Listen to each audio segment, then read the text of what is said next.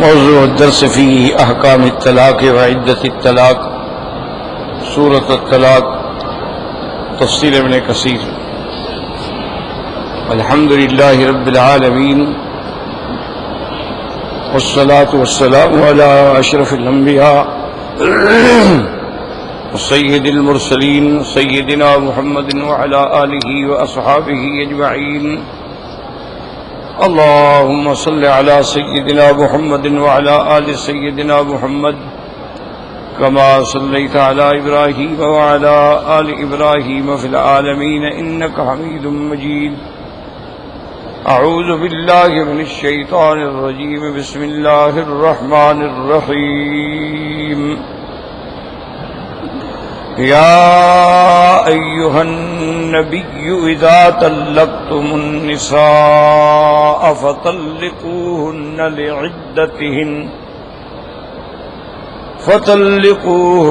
لعدتهن وأحصوا العدة واتقوا الله ربكم لا تخرجوهن من بيوتهن ولا يخرجن إلا أن يأتين بفاحشة مبينة وتلك حدود الله ومن يتعد حدود الله فقد ظلم نفسه لا تدري لعل الله يحدث بعد ذلك أمرا. قال المفسر والمحدث رحمه الله تعالى دام النفع بعلومه وعلومكم في الدارين آمين، إلى أن قال خطب النبي صلى الله عليه وسلم أولا تشريفا وتكريما ثم خاطب الأمة تبعا فقال تعالى يا أيها النبي إذا طلقتم النساء فطلقوهن لعدتهن وأحصوا العدة. اب مفسر رحمۃ اللہ علیہ فرماتے ہیں کہ سب سے پہلے تو اللہ تبارک و تعالی نے اپنے پیارے نبی حبیب خلیل سیدنا محمد مصطفیٰ صلی اللہ علیہ وسلم کو بڑی تشریف اور تکریم اور اعزاز سے خطاب فرمایا، کیونکہ یہ سارا اعزاز جو ہے، عظمت جو ہے، وہ حضور صلی اللہ علیہ وسلم کی شان کے لیے، کہ ورنہ ہر پیغمبر کو اللہ نے نام سے خطاب فرمایا ہے کہ یا آدم اسکن انت وزوجک الجنہ نادیناہ ان یا ابراہیم قد صدقت الرؤیا انا کذالک نجزی المحسنین.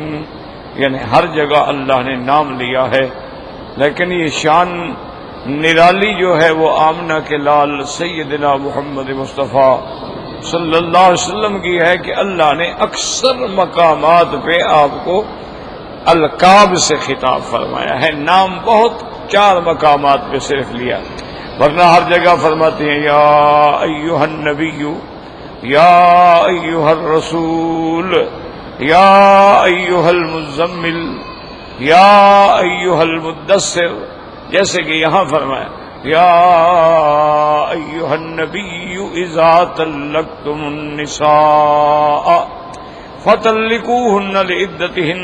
یاد رکھیں کہ بظاہر خطاب حضور پاک کو ہے، سرکار دو عالم کو ہے، لیکن آپ کی امت جو ہے وہ آپ کے تابع ہے، ورنہ یہ حضور پاک کے لیے نہیں.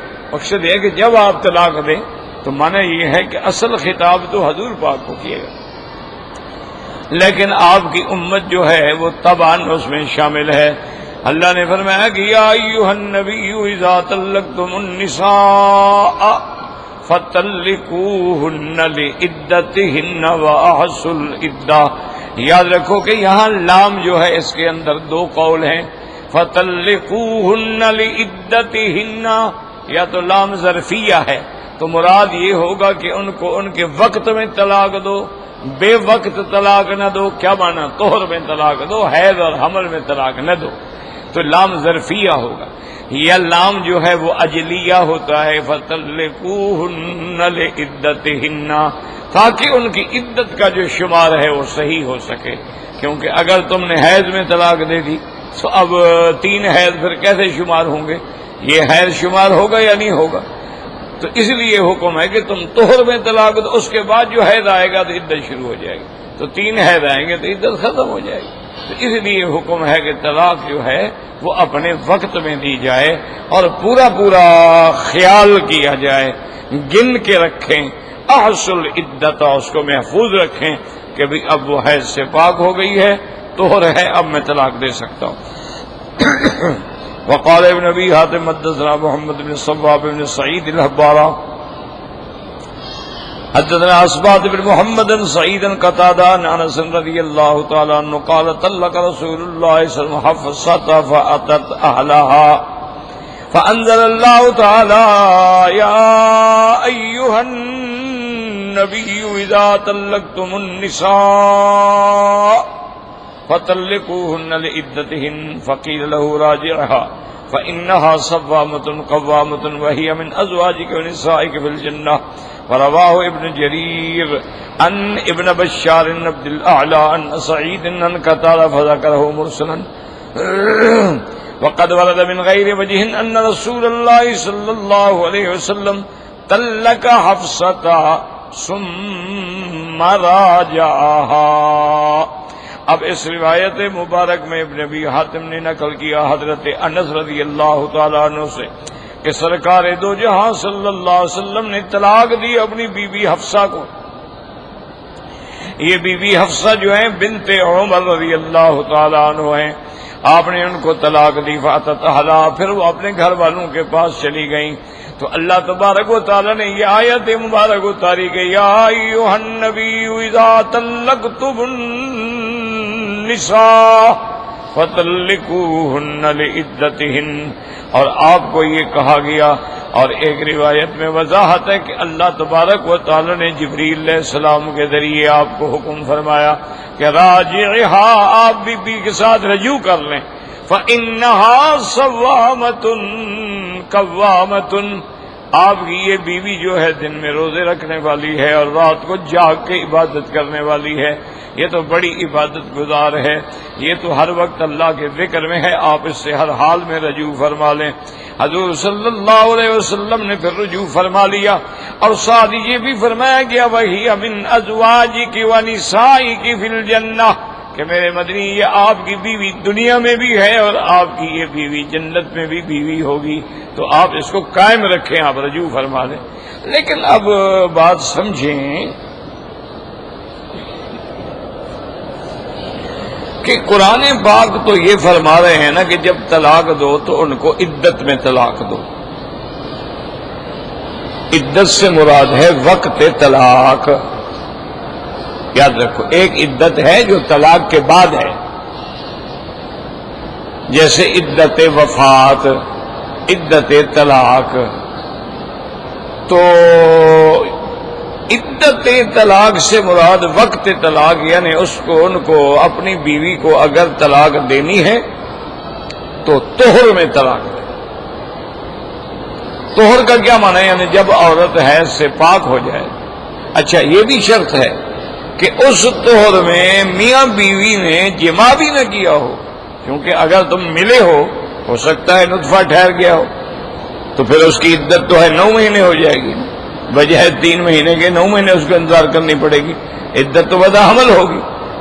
اچھا، پھر یہ بھی ہے کہ اگر اولاد ہو گئی تو پھر تمہارے لیے بھی مسئلہ ہے کہ دودھ پینے والا بچہ کون ماں لے گی، باپ لے گا، لڑائیاں جھگڑے. تو اس لیے حکم ہے کہ اس طہر میں طلاق دو کہ عورت کو حیض آ گیا، مانا یہ حمل نہیں ہے، حمل ہو تو حیض نہیں آتا، پاک ہو گئی اور اس میں اب تم نے جماع بھی نہیں کیا تو اب تم طلاق. اور طلاق بھی ایک دفعہ دو، یہ نہیں ہے کہ بھئی یک وقت شروع ہو گیا تو بس کہتا گیا اور کہتا گیا اور کہتا گیا. نہیں. لیکن یہاں اس آیت مبارک کی کیا مناسبت ہے بی بی حفصہ کی طلاق سے؟ یہ تو نہیں ہے نا کہ حضور نے بی بی حفصہ کو اس کی عدت کے مطابق طلاق نہیں دی تھی، یا تو یہ ہوتا نا، یہ تو نہیں ہے. تو پھر اس آیت کے بعد اس حدیث مبارک کا ذکر کرنا کہ حضور صلی اللہ علیہ وسلم نے بی بی حفصہ کو طلاق دی. اللہ نے فرمایا کہ آپ رجوع فرمائیں، یہ بڑی عابدہ ہے، زاہدہ ہے، قوامہ ہے، صوامہ ہے، اور تمہاری جنت میں بھی یہ بیوی ہے، میرا فیصلہ ہے۔ حضور نے رجوع فرما دیا، ٹھیک ہے بات، لیکن آیت سے کیا تعلق ہے؟ بات کو سمجھیں کہ اس آیت کے بعد اس حدیث کے ذکر کرنے کا مطلب کیا ہے۔ ہاں، اس کے بعد جو واقعہ آ رہا ہے وہ تو بالکل آیت کے مطابق ہے۔ اب وہ واقعہ سن لیں، پھر آپ کو بات سمجھ آئے گی۔ وقال البخاری رحمہ اللہ تعالی حدثنا یحییٰ بن بکیر قال حدثنا لیث قال حدثني عقیل بن شهاب قال اخبرني سالم ان عبد الله بن عمر رضی اللہ عنہ اخبره انه طلق امرأة له وهي حائض فذكر عمر رضی اللہ عنہ رسول الله صلی اللہ علیہ وسلم تقید رسول الله ثم قال لي يراجعها ثم يمسكها حتى تطهر ثم تحيض فتطهر فإن بدا له يطلقها فليطلقها طاهرا قبل أن يمسها فتلك العدة إلى أمر بها الله عز وجل هكذا رواه البخاري ها هنا وقد رواه في مواضع كتابه مسلم لفظه وتلك العدة التي أمر الله يطلق لها النساء ورواه أصحاب الكتاب والمسانيد من طرق متعددة وألفاظ كثيرة وبعض استقصائها كتب الأحكام ومسألة يردها هنا ما رواه مسلم في صحيحه من طريق ابن جريج أخبرني أبو الزبير أنه سمع عبد الرحمن بن ميمون مولى عزة يسأل ابن عمر والزبير يسمع كيف ترى في الرجل طلق امرأته حائضا فقال طلق ابن عمر امرأته حائضا على عهد رسول الله صلى الله عليه وسلم يراجعها وردها وقال اذا طهرت فليطلق او يمسك۔ اب امام بخاری رحمۃ اللہ علیہ نے یہ روایت نقل فرمائی ہے کہ عبداللہ ابن عمر اخبرہ، انہوں نے خبر دی، انہ طلق امرأۃ لہ وہی حائض، انہوں نے اپنی بیوی کو طلاق دی تھی اس حالت میں کہ وہ حیض کی حالت میں تھی۔ تو حضرت عمر نے حضور صلی اللہ علیہ وسلم کی خدمت میں عرض کیا کہ یا رسول اللہ، میرے بیٹے نے طلاق دی ہے اور اس کی بیوی حیض کی حالت میں تھی۔ حدیث مبارک میں آتا ہے کہ جب حضور پاک نے سنا فتغید رسول اللہ صلی اللہ علیہ وسلم، حضور غصے میں آ گیا، آپ نے فرمایا یہ کیا کیا اسے کہ حیض کی حالت میں اسے طلاق دیا، اور اس کے بعد فرمایا لیراجعها، اس کو کہو رجوع کرے، ثم یمسکها حتی تطہر، پاک ہو جائے، پاک ہونے کے بعد بھی ثم تحیض، پھر حیض آئے، پھر حیض کے بعد جب پاک ہو جائے اب اس کی مرضی ہے، چاہے تو طلاق دے اور چاہے تو اپنی بیوی کو پاس رکھے، کیونکہ اور یہ بھی شرط ہے کہ قبل ان یمسھا، کہ اس طہر میں میاں بیوی ملے بھی نہ ہوں، اگر ملے ہوں تو پھر بھی طلاق نہ دے، سنت کے خلاف ہے۔ وَتِلْكَ الْعِدَّةُ الَّتِي أَمَرَ اللَّهُ بِهَا، تو یہ عدت ہے کہ جس میں عورت کو طلاق دی جاتی ہے۔ اب مفسر رحمۃ اللہ علیہ فرماتے ہیں کہ سیاہ والوں نے بھی، مسانید والوں نے بھی متعدد طرق سے اور بہت سارے الفاظ سے اس روایت کو ذکر فرمایا ہے، کتب الاحکام کے اندر موجود ہے، اور اسی طرح امام مسلم رحمۃ اللہ علیہ نے یہ لکھا ہے کہ یسأل ابن عمر، ابو الزبیر یسمع، ابن عمر پوچھ رہے تھے، ابو الزبیر سن رہے تھے، کیف تری فی الرجل طلق امرأتہ حائضا، کیا کہتے ہو اس بندے میں جس نے اپنی بیوی کو حیض میں طلاق دی؟ انہوں نے فرمایا طلق ابن عمر امرأتہ حائضا، حضرت ابن عمر نے اپنی بیوی کو حالت حیض میں طلاق دی تھی حضور پاک کے زمانے میں۔ حضور پاک نے فرمایا لیراجعها، فوراً رجوع کرو، فردھا، انہوں نے رجوع کر لیا۔ اس کے بعد آپ نے فرمایا اذا طہرت، جب وہ پاک ہو جائے، اب تمہاری مرضی طلاق دو یا تمہاری مرضی اس کو رکھ لو۔ تو یہ تو بالکل آیت کے مطابق ہے کہ انہوں نے حیض میں طلاق دے بیٹھے، اللہ نے فرمایا طلقوہن لعدتہن، طلاق اس کے وقت میں دی جائے، نہ کہ حیض میں دی جائے۔ لیکن پہلی جو حدیث مبارک ہے نا جی، اس کو کہتے ہیں ربط الحدیث مع الآیہ، کہ بھی اس کا قرآن کی آیت سے کیا تعلق ہے بی بی حفصہ کی طلاق کا۔ تو یاد رکھو یہ ضروری نہیں ہوتا ہے کہ ربط سے مراد من جمیع الوجوہ ہو، من ادن الوجوہ بھی اگر ربط ہو تو وہ بات ٹھیک ہو جاتی ہے. چونکہ مسئلہ بھی آنے رہا تھا یا ایھا النبی اذا طلقتم، کہ جب آپ طلاق دیں تو حضور نے بھی طلاق دی، تو لہذا اذا طلقتم کے لفظ سے تو اس کا ربط جو ہے واضح ہو گیا کہ بھی صرف یہ طلاق کا معاملہ امت میں نہیں بلکہ حضور پاک نے بھی طلاق دی تھی. تو اس لیے اس آیت کے ساتھ سیدہ حفصہ رضی اللہ تعالی عنہا کا واقعہ مبارک جو ہے وہ بھی صحیح ہو گیا. تو اب یاد رکھیں کہ طلاق سنی کا طریقہ یہی ہے کہ آدمی حیض میں طلاق نہ دے اور طہر میں طلاق دے، اور اس طہر میں جس میں جماع بھی نہ کیا ہو، اور ایک طلاق دے. اچھا اگر وہ دینا چاہتا ہے تو پھر دوسری طلاق دوسرے طہر میں دے، اور اگر وہ دینا چاہتا ہے تو پھر تیسری طلاق جو ہے وہ تیسرے طہر میں دے، تب جا کے 3 طلاقیں ہوں گی. اگر حیض میں طلاق دے گا تو یہ بدعت ہے، 3 طلاقیں اکٹھی دے گا تو یہ بدعت ہے، حمل میں طلاق دے گا تو یہ بدعت ہے. لیکن طلاق تو ہو جائے گی. لیکن اب حضور نے فرمایا تھا نا کہ حضرت ابن عمر نے طلاق دی تھی حیض میں، تو آپ نے فرمایا رجوع کر لو، پھر جب پاک ہو جائے تو پھر طلاق دینا. تو مانا ہے کہ طلاق تو ہو گئی تھی تبھی تو رجوع کا حکم دیا نا. اگر طلاق ہی نہ ہوتی آپ فرماتے بھی حیض میں طلاق ہی نہیں ہے، بات ختم ہو گئی. مانا یہ ہے کہ اگر حیض میں بھی طلاق دے گا طلاق تو ہو جائے گی، لیکن وہ گناہگار ہے، اس نے خلاف سنت کیا ہے، اللہ رسول کے حکم کی خلاف ورزی. اصل میں نے جیسے عرض کیا تھا نا جی کہ منشأ اسلام یہ ہے کہ طلاق بالکل نہ ہو. اللہ اکبر. حتیٰ کہ اللہ نے قرآن میں یہ بھی حکم دیا ہے کہ دیکھو اگر تم نے بیوی کو طلاق دی ہے اور تم نے اس کو حق المال دیا تھا، کچھ زیور دیے تھے، کچھ چیزیں دی تھیں، آتے تم احداہن قنطارا فلا تأخذوا منہن شیئا، اللہ فرماتے ہیں اس سے واپس نہ لو. تمہاری بیوی تھی قد افضى بعضکم الی بعض، تم ایک دوسرے کے ساتھ تم نے زندگی گزاری ہے، تم نے اس کی عزت و عصمت جو ہے اس کو حاصل کیا ہے، اور پھر اب تم طلاق کے بعد کہتے ہو یہ میرا کپڑے واپس کر دو، یہ میرے سوٹ واپس کر دو، یہ میری دیا ہے، تو پھر انسان احترام کے ساتھ اس کو چھوڑ. اسی لیے جب حضور صلی اللہ علیہ وسلم نے ایلا فرمایا تھا،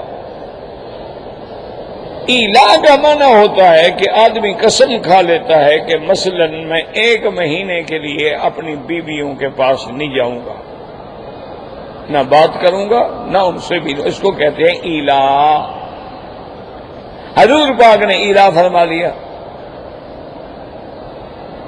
اور حضور صلی اللہ علیہ وسلم نے بیویوں کے پاس جانا، ملنا، بات کرنا سب چھوڑ دیا. ایک بالا خانے پہ، یعنی نیچے بھی کمرہ تھا اوپر بھی کمرہ بنا ہوا تھا، اس میں آپ نے قیام فرمایا. اچھا یہ مسئلہ ایلا کا جو ہے یہ پہلی دفعہ پیش آیا تھا تو سارے صحابہ میں تو پریشانی کی لہر دوڑ گئی کہ بھئی حضور نے بیویوں کو طلاق دے دی ہے. حضور نے ملنا جلنا بولنا اٹھنا آنا جانا سب چھوڑ دیا، مانا ہے کہ طلاق دے دی. حضرت عمر رضی اللہ تعالی عنہ فرماتے ہیں کہ میں مسجد نبوی میں آیا تو دیکھا کہ سارے صحابہ سر ڈال کے بیٹھے ہیں، کوئی رو رہا ہے، کوئی پریشان حال ہے. میں کہا بھی بات کیا ہو گئی ہے، کیوں رو رہے ہیں؟ انہوں نے کہا طلق رسول اللہ صلی اللہ علیہ وسلم، حضور نے طلاق دے دی بیویوں کو. تو ان کی بیویاں ہماری مائیں ہیں، اگر کسی کی ماں کو طلاق ہو جائے تو حلال والی اولاد تو خوش نہیں ہوتی نا، غم کرتی ہے.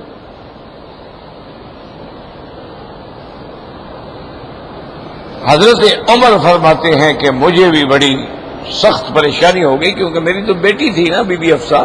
میں نے کہا کہ بی بی حفصہ کو بھی طلاق ہو گئی. تو حضرت عمر رضی اللہ تعالی عنہ فوراً آئے بی بی حفصہ کے پاس اور غصے میں آ گئے اور فرمایا کہ حفصہ میں نے تمہیں کئی دفعہ کہا ہے کہ حضور کو تنگ نہ کیا کرو، کیوں لوگ تنگ کرتے ہو؟ ہر وقت خرچہ مانگتے ہو، خرچہ دے دو، خرچہ دے دو، حضور دے دیتی ہیں تو خیرات کر دیتی ہو، تو حضور کو کیوں پریشان کرتے ہو؟ اگر تمہیں کوئی ضرورت ہے تو مجھے کہو۔ اچھا ہوا نا اب حضور نے چھوڑ دیا، بیٹھی ہو گھر میں رو رہی ہو۔ تو بی بی افسہ بھی تو خطاب کی بیٹی تھی نا، وہ بھی غصے میں آ گئی۔ اس نے کہا عمر تم کون ہو میاں بیوی کے مسئلے میں دخل دینے والے؟ جاؤ اپنا کام کرو، یہ ہمارا اور حضور کا مسئلہ ہے، طلاق دے دی تو دے دی۔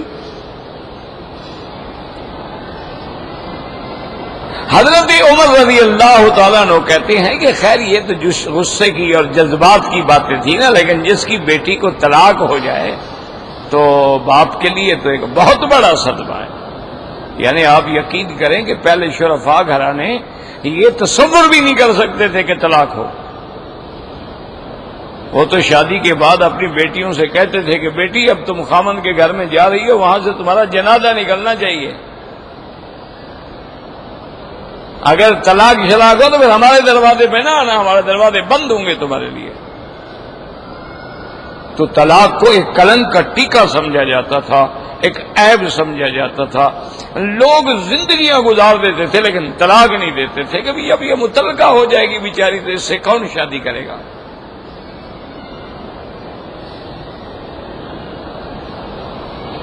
تو اب تو خیر اب تو نہ نکاح کوئی مسئلہ ہے اور نہ طلاق کوئی مسئلہ ہے۔ اب تو جن لوگوں کے پاس پیسے ہیں پہلے تو ان کو نکاح کی ضرورت ہی نہیں ہوتی، ان کو نکاح کرنے کی کیا ضرورت ہے؟ وہ کہتے ہیں جی جب دودھ پینا ہو تو بھینس دروازے پہ باندھنے کی کیا ضرورت ہے؟ دودھ تو مل جاتا ہے نا ہوٹل سے بھی، تو پھر بھینس باندھیں، اس کو گھاس ڈالیں، نوکر رکھیں، نہلائیں دھلائیں، کیا ضرورت ہے؟ ان کا تو فلسفہ یہ ہے نا، ان کے نزدیک تو نہ کوئی بیٹی ہے، نہ بیوی ہے، نہ بہن ہے، نہ کوئی غیرت ہے، نہ ایمان ہے۔ وہ تو انگریزوں سے کافروں سے بھی آگے نکل گئے ہیں،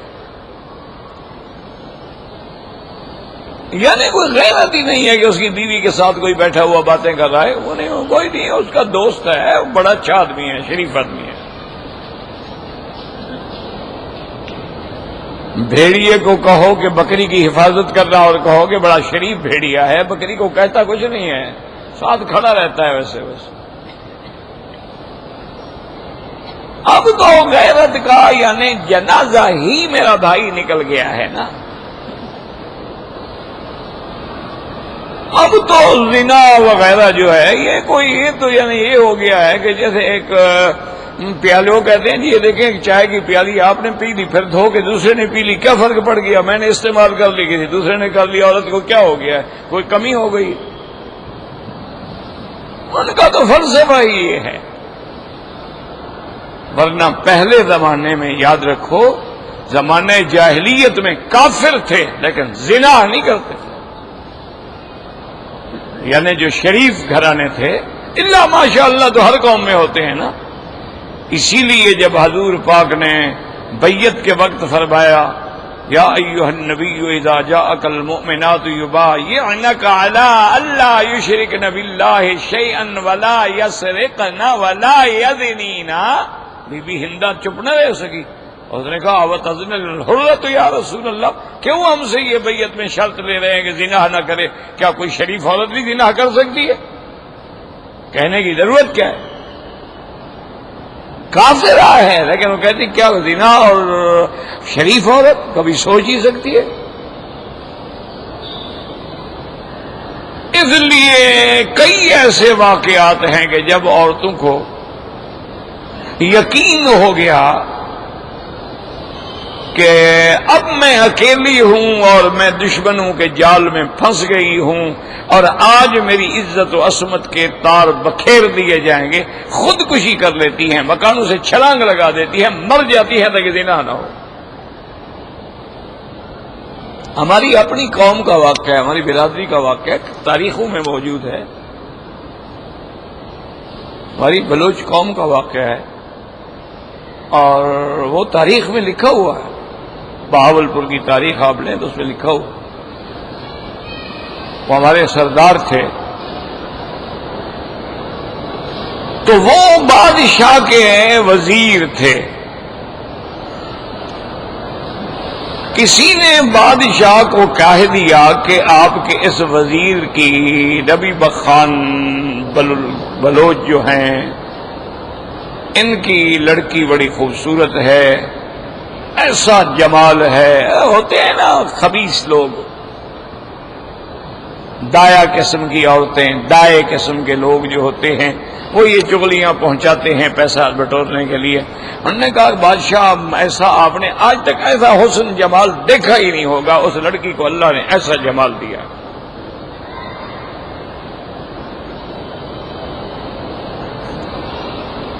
باقی بہرحال اللہ عالم، یعنی ہم سے تو پہلے کا واقعہ ہے نا۔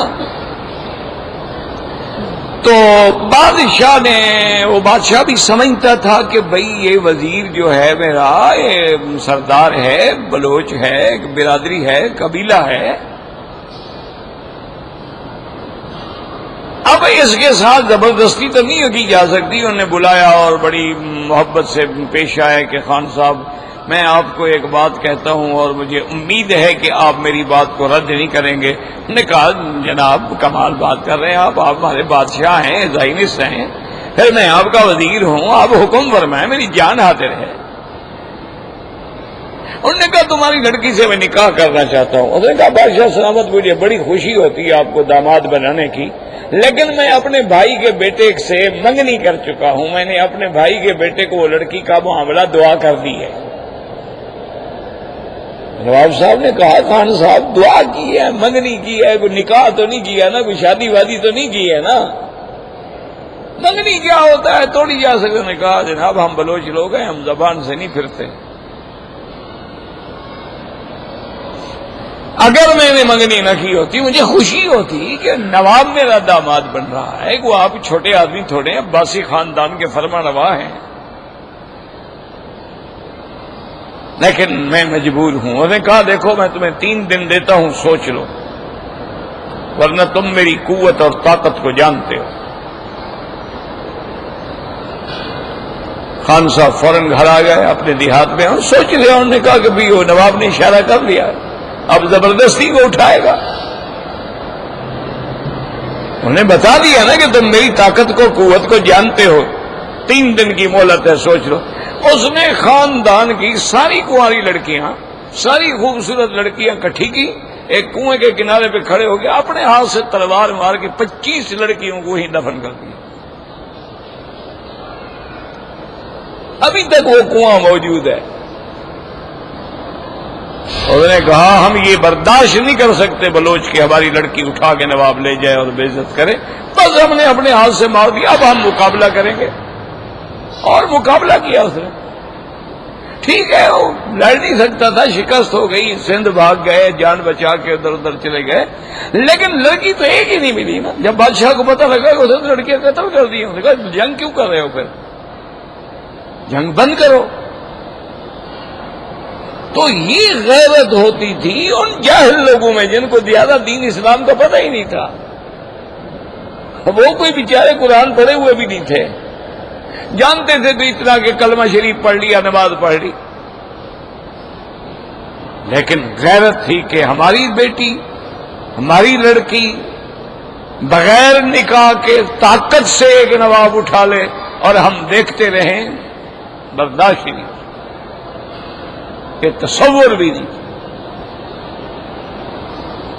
اب تو اللہ معاف فرمائے میرا بھائی، ہم اس دور سے گزر رہے ہیں، خاوند اپنی بیوی کو خود بک کرتا ہے، بھائی اپنی بہن کو لے کے ٹیکسی چلاتا ہے، باپ اپنی بیٹیاں خود جا کے بنگلوں پہ چھوڑ آتا ہے اور صبح لے آتا ہے۔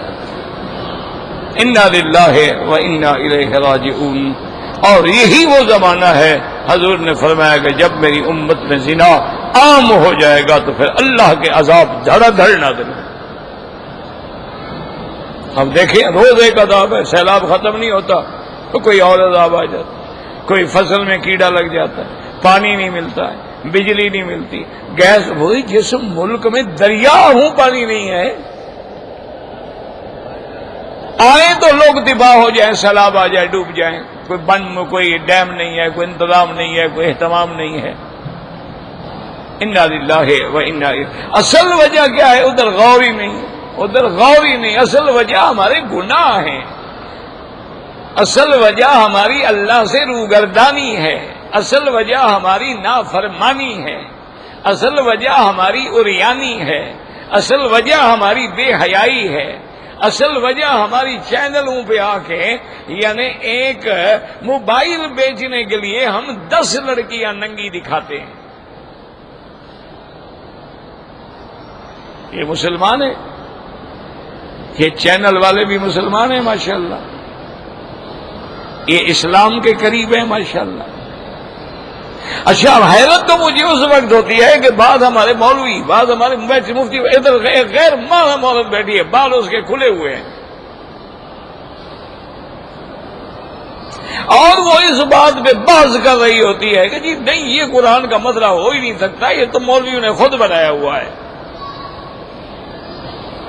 اور وہ بیچارے صفائی دے رہے ہیں، جواب دے رہے ہیں، دفاع کر رہے ہیں، اسلام کو بچا رہے ہیں. او بے غیرت، تم پہلے نامحرم عورت سے بات کیسے کر رہے ہو؟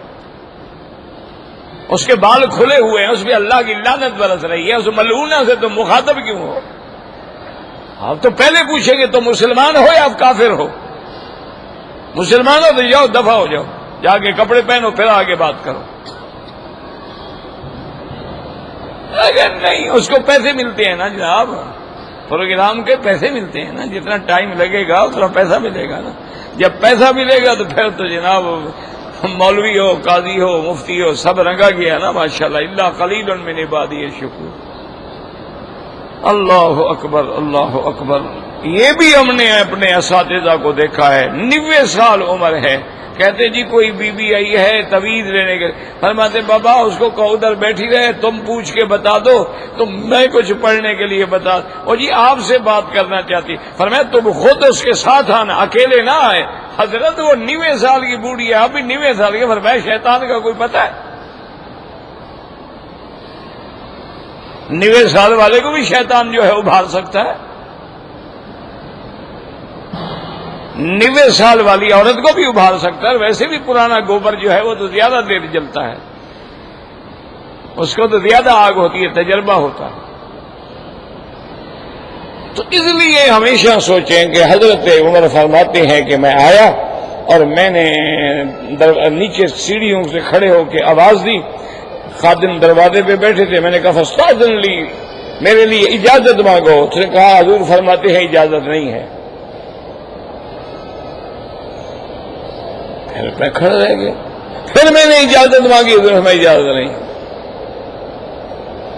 حضرت عمر کہتے ہیں میں بے تاب تھا، پریشان تھا، سارے صحابہ رو رہے ہیں اور حضور ہم سے بھی بات کرنا نہیں چاہتے. پھر میں نے تیسرے دفعہ کہا تو حضور نے فرمایا اجازت دے دے. میں اوپر کیا تو حضور چٹائی پہ لیٹے ہوئے، ایک مشکیزہ لٹکی ہوئی، ایک تھوڑے سے برتن میں آٹا جو رکھے ہوئے. یہ کائنات ہے حضور پاک صلی اللہ علیہ وسلم. اللہ اکبر، اللہ اکبر. یقین کرو یہ جو تمہارے پیر ہیں نا، جو سرکار روٹی کھاتے نا، یہ اگر مجھے کھا کے دکھا دینا میں ان کی بیعت کر دوں گا. ان کے لیے تو جناب ڈشز تیار ہوتی ہے نا، ان کے لیے تو پکانے والے اسپیشل آتے ہیں نا. یہ پیر تھوڑے ہیں، چھوڑو ان باتوں کو، یہ تو سب مداری ہیں. پیر وہ تھے جو گزر گئے، اب بھی ہوں گے تو وہ ظاہر نہیں ہیں، وہ اپنے آپ کو کہتے نہیں ہیں، وہ اپنے آپ کو کسی کے سامنے بھی نہیں لے آتے ہیں. وہ اللہ کے اللہ راضی ہو بس چھپ کے رہتے ہیں. ورنہ یہ دنیا خالی تو نہیں ہے نا، اولیاء اللہ تو ہیں، لیکن وہ اشتہار نہیں دیتے ہیں کہ میرے پاس اسم اعظم ہے، مجھے 20 روپے بھیجو اور اپنی درخواست دو. پاگل کا جو تمہارے پاس اسم اعظم ہے، تم 20 روپے کا چندہ کیوں مانگ رہے ہو؟ پاگل ہو گئے ہو. وہ کہتا ہے جی آپ مجھے 100 روپے دے دیں، میں آپ کی جنم کنڈلی بنا کے، آپ کا ذائچہ بنا کے آپ کو آگے پیچھے سارے احوال بتا دوں گا. وہ بدبخت خود تو سڑک پہ بیٹھے ہو 100 روپے کی بھیک مانگنے کے لیے، پہلے اپنا ذائچہ بنا کے اپنے آپ کو تو نکالو.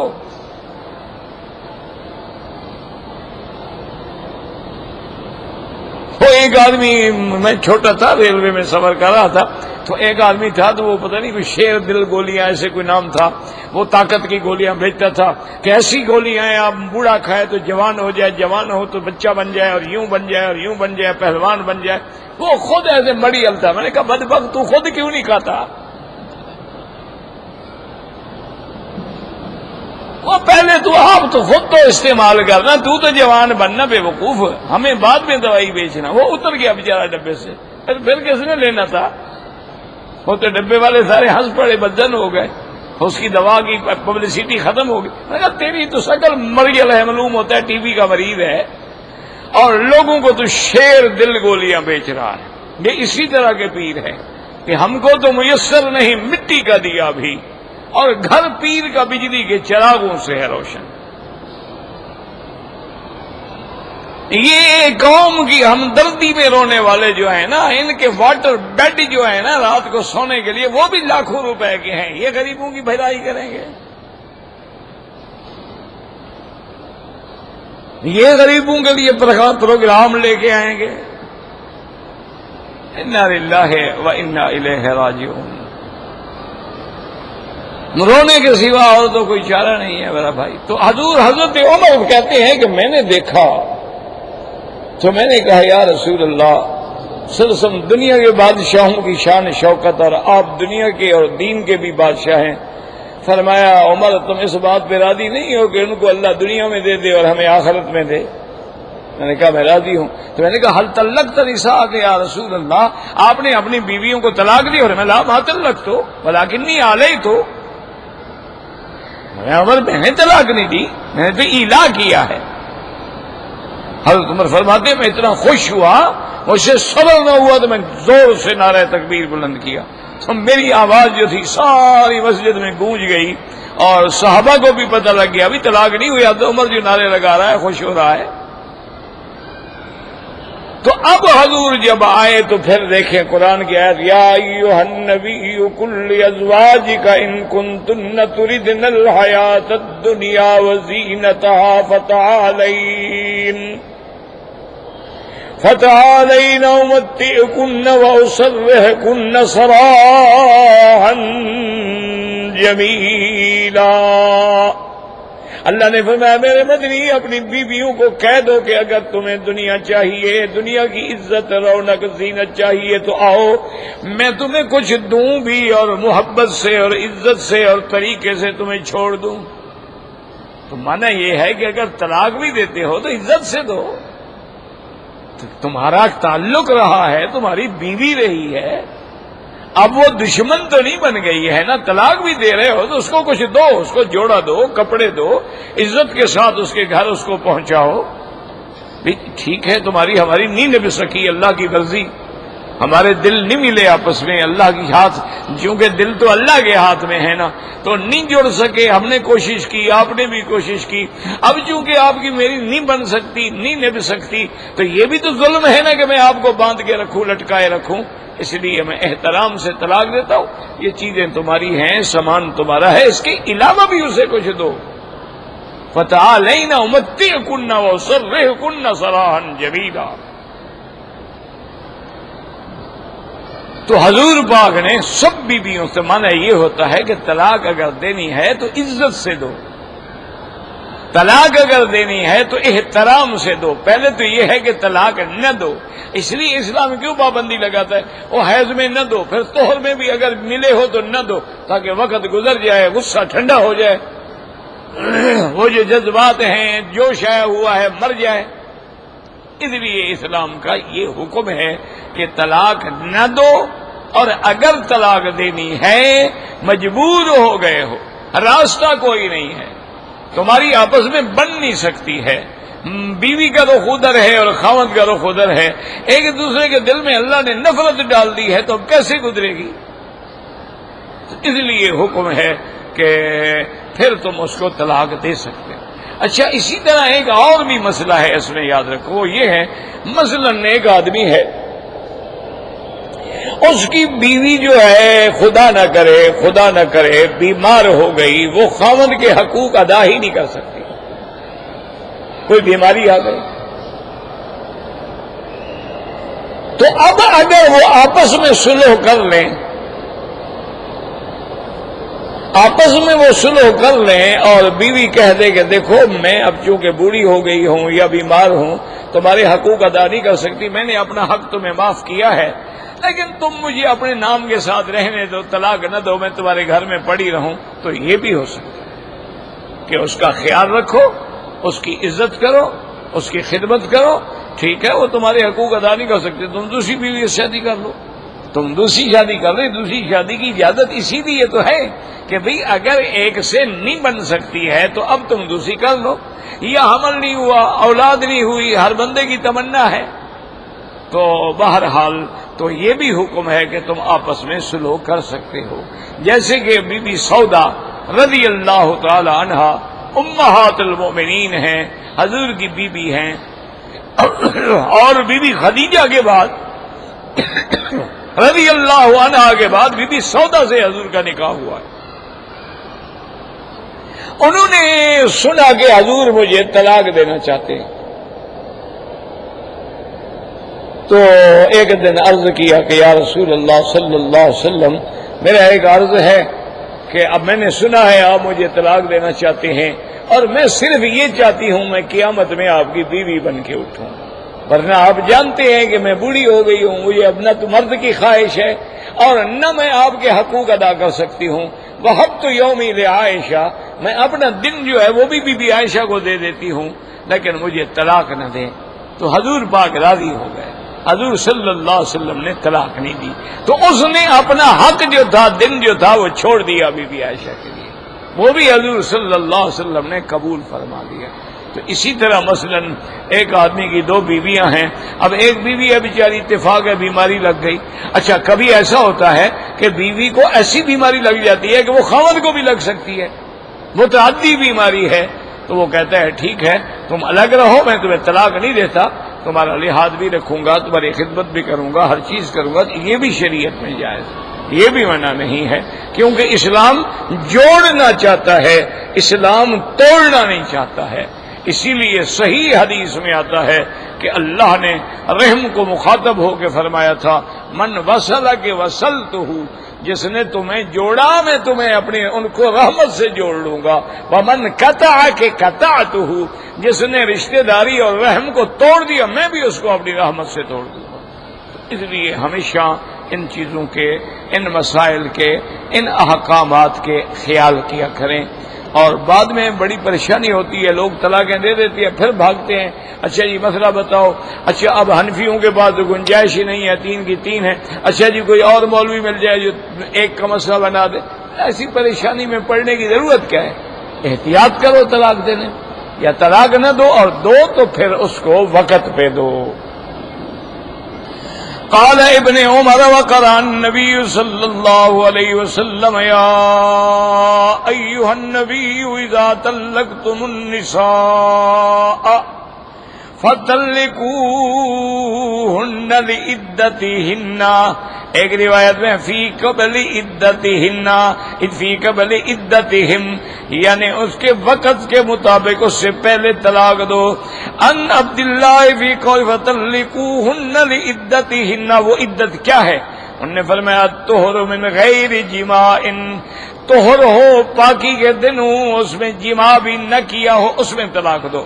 رواج ابن مروتہ وجاز حسن سیرین وقتادہ ومیمون المہران وقال حیان مثل ذلك، روایت نے کہ موضحاق وقال علی ابن ابی طلحہ بعد فی قوله تعالی فطلقوهن لعدتهن قال لا يطلقها وهي حائض، اپنی بیوی کو اس وقت طلاق نہ دو جب وہ حیض میں ہو، ولا فی طہر قد جامعها فیہ، اور نہ اس طہر میں جس میں تم جماع کر چکے ہو، وَلَٰكِن يَتْرُكَهَا حَتَّىٰ إِذَا حَاضَتْ وَطَهُرَتْ طَلِّقَهَا تَطْلِيقَةً، جب عورت کو حیض آ جائے اس کے بعد عورت پاک ہو جائے پھر اس کو 1 طلاق دو، 1 سے بھی زیادہ نہ دو۔ وقال كم طلقوهن لعدتهن العدة والطهر والقرء والحيضة، انہوں نے فرمایا کہ عدت سے مراد یہ ہے کہ طہر میں، قرء سے مراد کیا ہے؟ حیض۔ ان يطلقها حبلا مستبینا حملها ولا يطلقها وقد طاف عليها ولا يدري فبلا ہی املا، چونکہ تم جمع کر چکے ہو تمہیں کوئی پتہ نہیں، ہو سکتا ہے کہ اس کو بچہ ٹھہر جائے، نطفہ ٹھہر جائے. ومنها هنا اخذ الفقهاء احکام الطلاق وقسموه الى طلاق سنت وطلاق بدعت. انہی احادیث کو سامنے رکھ کے فقہا نے پھر تحقیق کی ہے اور طلاق کی دو قسمیں بیان کی ہیں. ایک طلاق سنت کے مطابق ہے اور ایک بدعت ہے. فطلاق السنت ان يطلق طاهرة من غیر جماع او حاملا قد استبان حملها، والبدعی هو ان يطلق في حال الحیض او فی طہر قد جامع فی ولا یدری حملت ام لا. اب مفسر فرماتا ہے کہ طلاق سنت یہ ہے کہ عورت پاک ہو، جماع بھی نہ ہو تو طلاق دو، یا حاملہ ہے لیکن حمل ظاہر ہو چکا ہے، واضح ہے حمل، اس میں بھی طلاق دے سکتا ہے. بل بدعی، اور بدعی یہ ہے وہ یطلق فی حال الحیض کہ حالت حیض میں طلاق دے یا ایسے طہر میں طلاق دے جس میں وہ جماع کر چکا ہے. لا یدری حملت املا، اس کو پتہ نہیں، ہو سکتا ہے حمل ہو گیا ہو یا نہ ہوا ہو. وطلاق ثالث لا سنت فیہ ولا بدعہ وہو طلاق الصغیرۃ والآیسۃ وغیر المدخول بها وتحریر الکلام فی ذلک ما یترک به مستقصا فی کتب الفروع. اللہ سبحانہ وتعالی اعلم. اب مفسر فرماتے ہیں کہ ایک تیسری قسم بھی ہے طلاق کی، اس کو نہ سنی کہہ سکتے ہیں نہ بدعی کہہ سکتے ہیں. وہ طلاق یہ ہے کہ کسی چھوٹی لڑکی سے نکاح تھا اس کو طلاق دی ہے، یا وہ طلاق اس عورت کو دے رہا ہے جو حیض کٹ چکا ہے، حیض بند ہو چکا ہے، اب اس کو حیض نہیں آتا، اور اس کے بعد یہ طلاق دیا ہے اس عورت کو غیر المدخول بہا، نکاح تو ہوا ہے لیکن ابھی رخصتی نہیں ہوئی، ملے نہیں ہے، اس کو طلاق. تو یہ بھی نہ سنت ہے نہ بدعت ہے، طلاق ہو جائے گی، طلاق ہر حال میں ہو جاتی ہے. وتحریر الکلام فی ذلک ما یتعلق بمسلکۃ الفروع. اللہ سبحانہ وتعالی عالم. اب مفسر رحمۃ اللہ علیہ فرماتی ہیں کہ اگر آپ نے اس کے احکام دیکھنے ہیں اور تفصیلات دیکھنی ہیں تو وہ کتب الاحکام کے اندر آپ کو ملیں گی. واللہ اعلم.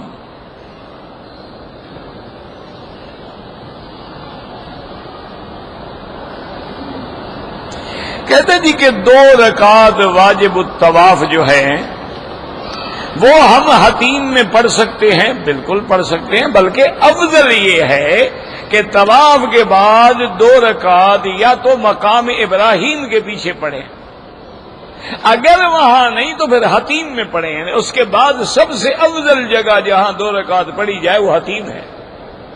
اب حتیم میں بھی جگہ نہ ملے تو پھر طواف والی جگہ پہ پڑھیں جہاں مطاف ہے، وہاں بھی نہ ملے تو سارے حرم میں پڑھ لیں.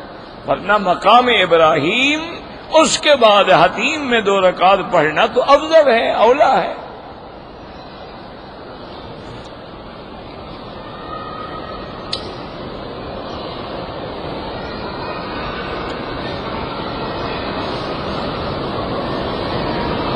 کہتے ہیں جی کہ مجھے ایک نوکری مل گئی، میں نے 7 دن استخارہ کیا لیکن مجھے کوئی اچھائی برائی معلوم نہ ہوئی، لیکن میں نے وہ نوکری چھوڑ دی. پھر میں نے اب دوسری نوکری کی ہے، پھر میں استخارہ کر رہا ہوں اور کچھ معلوم نہیں ہو رہا. میرا بھائی پتہ نہیں تمہیں کس نے بتایا ہے کہ استخارے کے بعد معلوم ہو جاتا ہے؟ یہی تو لوگوں کو وہ غلط قصے ہیں کہ جی استخارہ کیا تو خواب آئے گا. خواب آ جائے نہ آئے نہ آئے.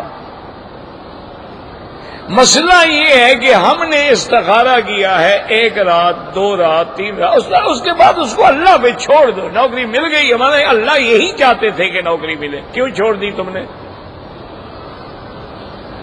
جب تمہیں نوکری مل گئی تھی اب تمہیں کون سا اشارہ ہو گیا تھا کہ تم نے نوکری چھوڑ دی؟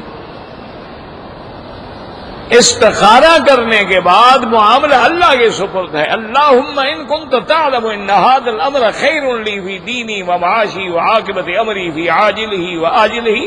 اللہ تیرے علم میں ہے، اگر اچھا سمجھتے ہیں آسان کر دے، اور اگر میرے لیے نقصان ہے تو دور کر دے. بس پھر اللہ پہ چھوڑ دو، جو ہوگا وہی تمہارے لیے بہتر ہوگا. اگر تمہارے لیے اس میں بہتری نہیں ہوگی اللہ اس کو ٹال دیں گے، وہ تمہیں چیز ملے گی نہیں، اللہ اس کو پھیر دیں گے خود بخود. باقی یہ ضروری نہیں ہوتا کہ ہمیں خواب نظر آ جائے یا ہمیں پتہ لگ جائے یہ کوئی ضروری نہیں. ہمارا کام سنت کے مطابق استخارہ کرنا ہے، پتہ لگے لگے نہ لگے نہ لگے.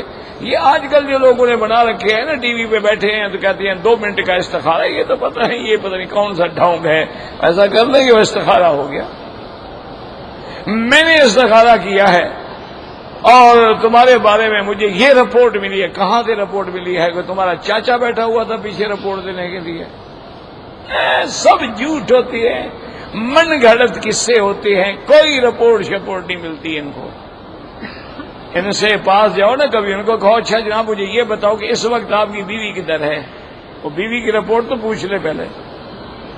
یہ تو سب فسادی لوگ ہیں.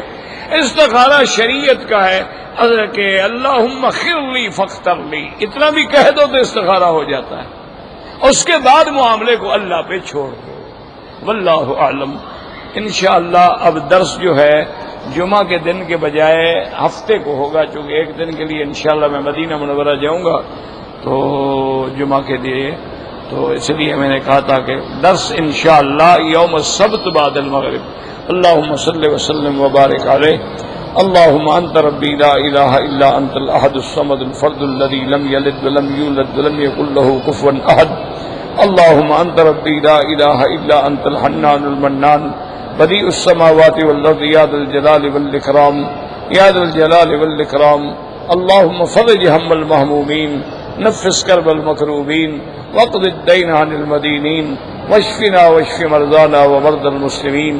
صلی اللہ تعالی علی خیر خلقہ سیدنا محمد وعلی آلہ وصحبہ اجمعین. اللہم صل علی سیدنا محمد وعلی آل سیدنا محمد کما صلیت علی ابراہیم.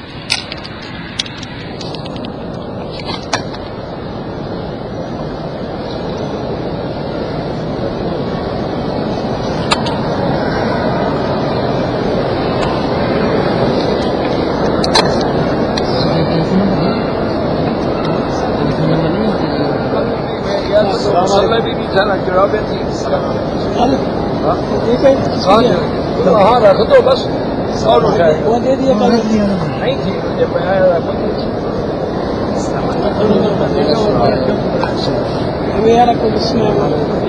یہاں رکھ دو.